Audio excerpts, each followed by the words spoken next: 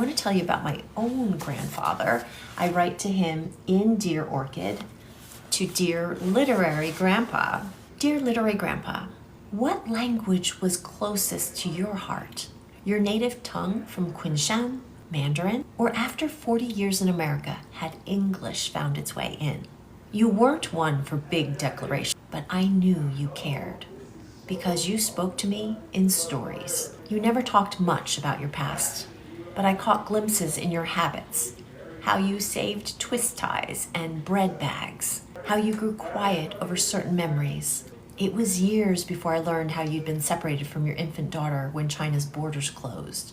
That loss, I think, lived in your silences. Instead of telling your story, you showed me how to love words. One of the most magical spots in your New Jersey home was the bookshelf in your finished basement, second only to the eat-in kitchen scented with tea eggs and sticky rice dumplings. One summer, you brought me downstairs and granted me Christmas in July. My company let us take the extra books, you said, pride lifting your voice. You can have as many as you want.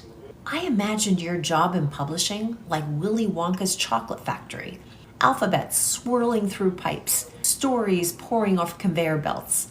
I studied the colorful spines on your shelves, some titles in relaxed cursive, others in sharp, upright fonts. I picked up the Black Cauldron and hesitated.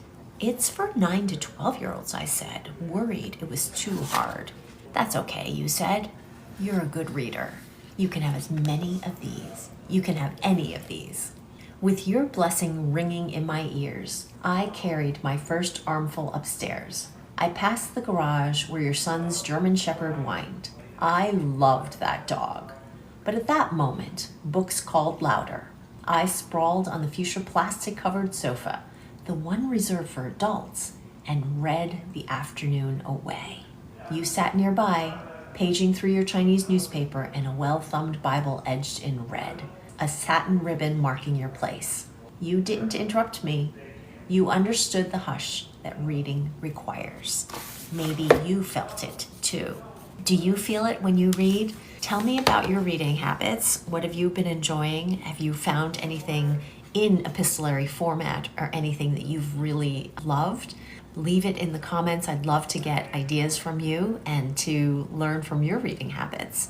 There are so many stories in here, and if you like this, I can share more of them. More stories from Mary Louise Parker's Dear Mr. You, and then the corollary within Dear Orchid.